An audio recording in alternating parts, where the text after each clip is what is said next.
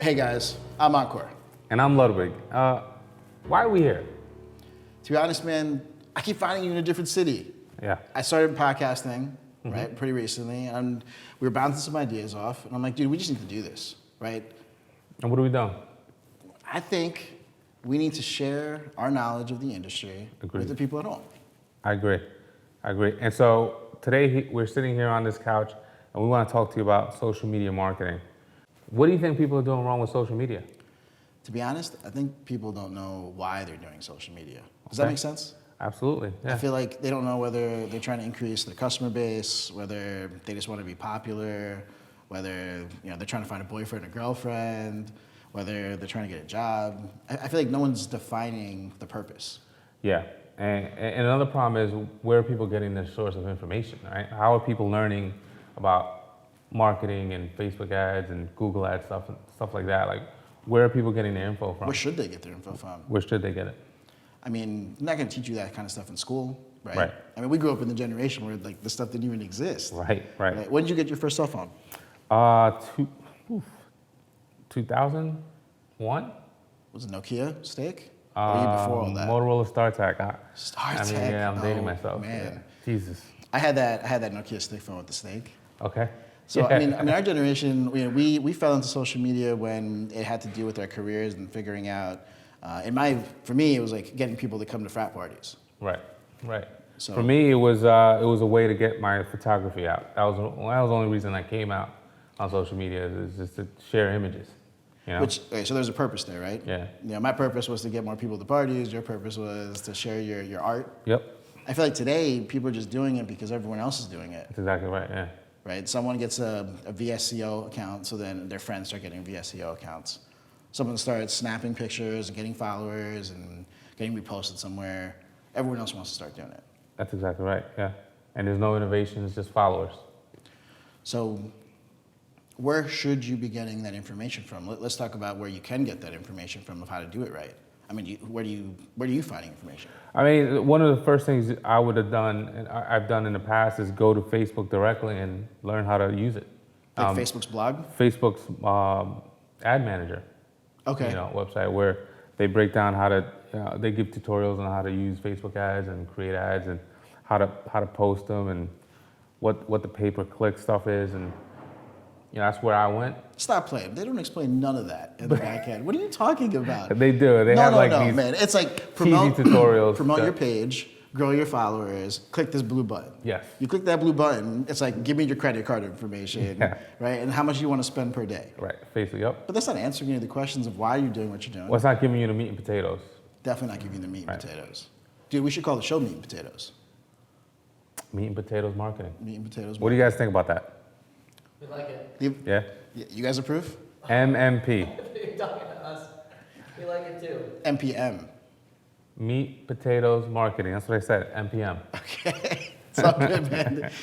Meat, marketing, and potatoes. So legit, right? Okay. Where do I get information these days, right? I'm Yeah. either going to YouTube, watching these YouTube videos, and there's actually some really good content on YouTube of people showing you how to do this stuff. I ask peers, right? The guys that are successful in different spaces that I happen to know. To be honest, sometimes I ask the popular kids, right? Because, I mean, the popular kids on social are probably figuring out what they're doing a certain way. Right. But maybe you could reverse engineer their method of doing it to find your own style of doing it. Right. How did you grow your photography? That's an old one. Word of mouth, right? My whole goal was to reach and give images to large influencers, and then in the hopes that my following would trickle down from them. And so I always grew my following on the idea of the mayor in town, right? I go to the mayor in town, I do something free for them, and they tell the whole world. So the mayor in town is supposed to be the guy that's like the most popular. Exactly. Right, the most contacts, the largest network. Yeah. Okay. And then from there, they disseminate all my information for me. I don't really have to do a lot of work. So how do you find the mayor in town? I feel like it's really confusing now, right? Like, do you go to the hot girl in your class if you're in high school? Because, she's posting videos and stories every day? Yeah. That's the mayor? That's it. Okay. It's not the guy who's hustling, Whoever has selling whatever he's selling on the corners and has that network and has people that actually pay? whoever has the largest network. Okay. So it could be the hot girl in the class. It could be the guy that's on the corner hustling his work. It could be the owner of the salon, in the busy salon in town, because everybody comes now and sits in her seat and complains to her and tells her their life story, and she has an audience. And you When's do the last something time for you her. went to a salon? I go to salons all the time. I mean, There's no chance. Come on. Anyone is touching that head. salon is a metaphor for the business or the business owner in town that can get your message out to the largest audience. Okay, so let's take this a step further, right? Let's say you find a mayor. What are you supposed to do with that mayor? So if it's the hot girl that's super popular, Yeah. how do you create an opportunity? Well, that's a great question. I get this question a lot on my pages, especially from photographers, and they ask how is it that they could grow the audience or get a large following. And what I always did when I started was I did everything for free. So I take the hot girl and I'd say, hey, listen, I'd like to do a photo shoot for you, in hopes that you like the images, and then you're gonna show all your friends, and they're gonna want to shoot with me, and so on and so forth. So you gave them something that they would need. I was all about value. I was adding value to her and not asking for anything in return. And what I see nowadays is that people are asking for stuff before they built value. They don't. Nobody's coming up to me asking how they can help me. They're always asking for me to help them and give them something for free. I don't know if you have the same experience. If I've ever been approached for something for free? No, if you have the people coming to you asking you for stuff. I think it was like 20 minutes ago where someone asked me to help them with the podcast channel. It wasn't me. It wasn't me. It must have been Frank. It was one of those business and beer podcasts. Yeah, I heard that. Link in the bio. I'm kidding. The link is not in the bio. No link. No link. We can cut that in post. All right, so let's get to the meat and potatoes. I think people don't understand what the finish line is. And so let's say you're a business and you're like, okay, I'm gonna go get this popular girl with 100,000 followers that lives locally to my business to post about it, right? And I feel like they don't understand that the messaging has to be right? Is her following actually in that region? Is she in your actual store? Like, is she an actual like brand champion for your business model? Right. Or is she just getting paid to post with, like a little shaker cup in the corner? Right. I feel like they don't do any follow through, right? There's like a pre-post marketing, there's post marketing, there's post marketing. It's getting really complicated here. But this is meat and potatoes, man. Got a little gravy too. Let's break that down now and talk about the first, second, third step. Okay, find the person, right? You kind of gave some details on that. Go for the salon owner, the popular kid, the hustler, the hot girl, whatever, right?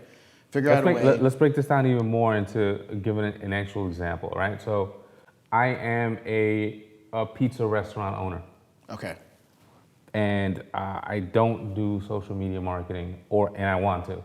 Okay. Up until now, I've been doing mailers and I've been doing ads in newspapers, but I need Facebook marketing. Okay, What should I do? let's start with, if I'm a pizzeria, what's my goal on social media? Am I showcasing that I have really dope gourmet pizzas? Am I showcasing that I'm having these specials and I'm trying to increase my revenue per month? Or am I just trying to create awareness that I exist? I don't care whether I got the business or not. Let's go with awareness. Awareness. Yeah. So, I mean, you got to start hosting events. Okay. If things about awareness, I mean, your mayor is the paper boy, right? The guy who goes to every single house in that local neighborhood. Yep. I mean, you give that paper boy some free pizzas, $50, $100. He's going to be running around the neighborhood putting flyers on all the newspaper stacks for you. Right. Right. Your mayor is USPS with their EDDM mailer, right? Okay. That's everyday direct mailer program from USPS, United States Postal Service. Yes. Where I think it's for like anywhere from 14 to like 40 cents. You get to every single house in a certain zip code, right? Your local zip code. Yep. Or it could be the girl who's in charge of the different complexes for getting people to rent those properties, right? She knows every single person in that building. Yep. And she probably has like an email list and just knows the people that like she actually talks to on a regular basis. You got to go interact with these people. You got to host a party with that neighborhood, the community centers, churches, athletic clubs, sports teams, the high schools, so on and so forth. And that's how you're going to get people to know that you exist. And then you have to take the images from that event and put it on social. Okay. right? Or create offers of like, hey, here's a coupon that you came to the event. Show us that you follow us on Facebook or show us that you follow us on Instagram and get 10% off your next pie order. Okay, so now we're talking about marketing on Facebook, using some of the content from some of these events. What would be the first step in creating an ad on Facebook? I don't even think you should create an ad if you're just trying to get people to be knowledgeable that you're there. Okay. I mean, you're going to waste your money, right? No one is going to Facebook to order pizza. Right. They're just not, right? I mean, if you're Papa John's and you're Domino's, I mean, you got a corporate budget to do Yeah. all that. But a local pizzeria, that's the wrong way to go about it, Okay. right? In this day and age, you still got to go after those local mayors and what I just suggested, because you have a 100% success rate. Yeah. I mean, I can't tell you, I can tell you a fun story. There was this shop called Rita's Pizza. I was 11, and one of my closest friends growing up, his parents owned that pizzeria. All he did was give us a free pie, and we went to every single house and dropped off his menu. Okay? His phone would ring because there's menus on those doors. People came home, they would order pizza that day. I remember one time we would try to be slick. We didn't deliver the things, right? We just wanted the free pizza. Yeah. He never called us back again. Why do you think that happened? Because he knows you didn't deliver. Not a single order came in. Yeah. It didn't make sense, right? So, I mean, bottom line is it's a 100% success rate when you use those original tactics for that type of business. Yeah. So here we are talking about Facebook ads, and we're recommending not to go to Facebook ads here, which is yeah, exactly like it's Dun, crazy. dun, dun. So let's talk about a scenario where you would use Facebook ads. Okay, let's say you are a dentist office. Okay, this is a professional business. You're gonna have customers and clients ranging from the kids, right, from like 3 and above, all the way to adults, to the elderly. Yeah. Now, I think depending on what region of the country you're located in, you're going to be able to get some demographic data, either from Google, Facebook, any of these types of services offer that kind of information. Right. You can find out that there's 40,000 people that are between the ages of like 42 and 65, and you can create an ad that'll target those people. Those tend to be the #1 most grossing customers for a dentist office. Okay. I just happen to know that from my personal experience. All right. Smart. Because those are the guys that constantly need teeth pulled, teeth repaired, Yeah. replacements, dentures, so on and so forth, right? The next largest group would be kids needing braces and all that kind of stuff, depending on what kind of dentist office you are. So if you're going to show advertisements to those people of that age group, you got to find out what's important to them. Okay. If you don't know the answer, go walk around the community and go ask these people Yeah. what's important to them, right? Figure out whether they care about discounts, figure out whether they care about customer service, whether they care about what hours you're open, right? I mean, if you're a dentist office and you're not open on the weekends, you're going to have a hard time getting certain clientele to come in, right? Right. Not everyone can take a day off of work to come in. Right. And same thing goes with kids from school. I mean, you're only going to get them on the weekends. Right. So cater your ad to that demographic of whoever it's going to be. And I would think that a dentist office should have 4 different ads. Okay. Okay. I think you should have one for the elderly. I think you should have one for male adults. You should have one for female adults. And you should have one general one for kids. Okay. Right? Because let's face it, guys go to a dentist office for one specific thing, unless it was ingrained in them since they were a kid. Yeah. Right? Yeah. So a I know guy that. that's older is going to the dentist office because like he messed up. Yeah. He got into a fight. He got drunk. Something happened there. Yep. He's tired of looking like he has crooked teeth and finally wants to fix it. So Right. you get a wife or girlfriend or whatever. Yeah. Women go to the dentist office for totally different reasons, right? First of all, they're just way more responsible, right, when it comes to dental hygiene. They are, yeah. They're just stats that will show that, right? Yeah. And now, obviously, men and women are going to respond to different color sets. I mean, you know this, right, with photography, 100%. graphic design, whether it's a video, whatever it is. If you're a woman advertising to another woman, she's going to be more responsive, right? Right. Men, we're a little weird set of gender roles and how we accept all that stuff. But I'd have a different ad for each group. All right. So you create a campaign and then have a subsegment of different ads running to different Absolutely. groups. And in your experience, are people doing this? Absolutely not, man. And why do you think that is? People will create one ad, and they'll be like, I don't know why this ad isn't working. Yeah. And they're using the same ad for a 5-year-old, like for the parent of a 5-year-old kid to a 65-year-old. Yeah. It's not going to work, Yeah. right? It's not going to work because of language.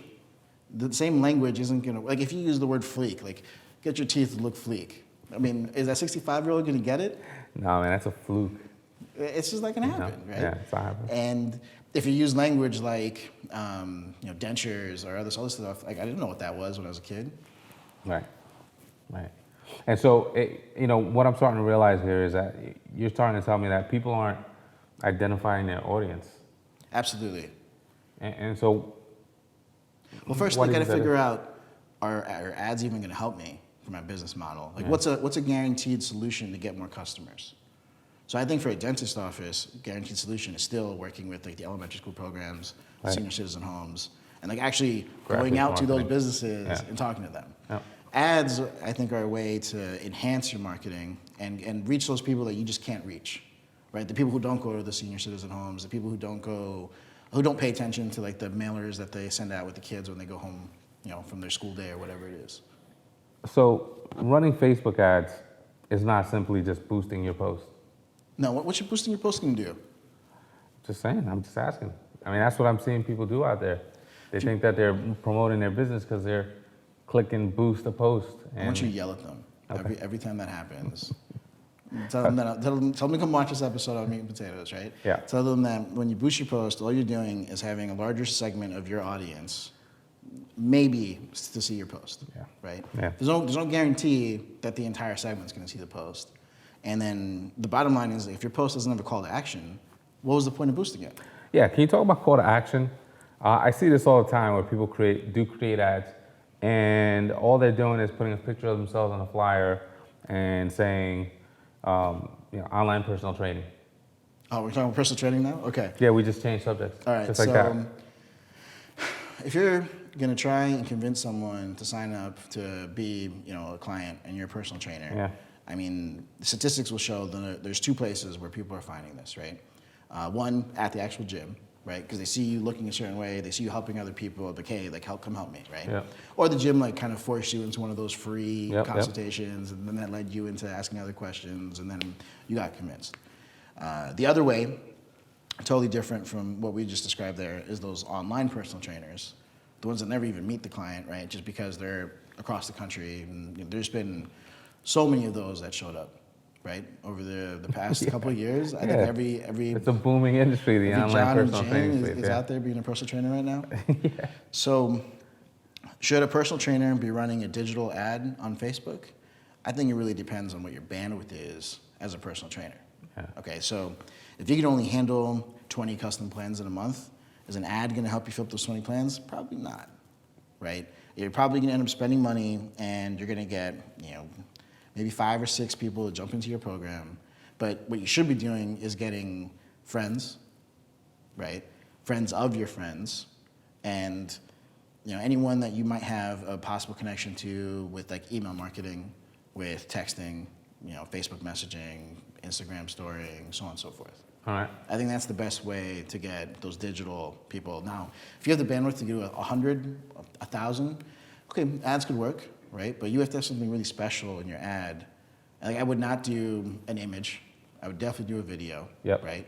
I would show people like, hey, like, this is the wrong form to do something, and I'm so tired of seeing people do this the wrong way. Let me show you why you're hitting plateaus. Yeah. Call me right now. Come to my gym, and I will give you a free That's the session. call to action right there, right? Right? Call right now, swipe up right now, click here right now. Absolutely. And then what other pieces are missing from an ad besides just the call to action?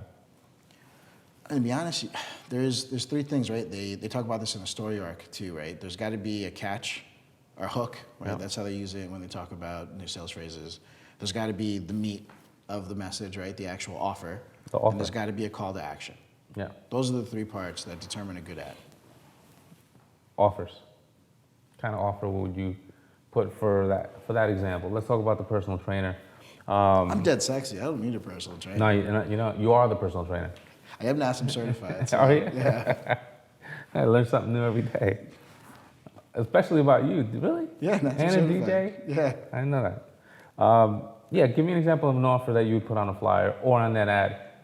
Sign up now, free. So look free at first month, something like that. Look at a business like a barbershop, right? $10 off your first haircut. Okay. That is an offer that has shown statistical proof to always work. Yeah. Okay. I think that sums it up, man. I think that gives us a good sense of what we can do with our first Facebook ad. If you're not doing it now, or if you're not doing it right, what we can do with our first Facebook ad. What do you think? Yeah, I think that's everything. I mean, do you guys at home think that we got the meat and potatoes of everything that we spoke about today? Let us know in the comments, and we'll catch you on the next episode.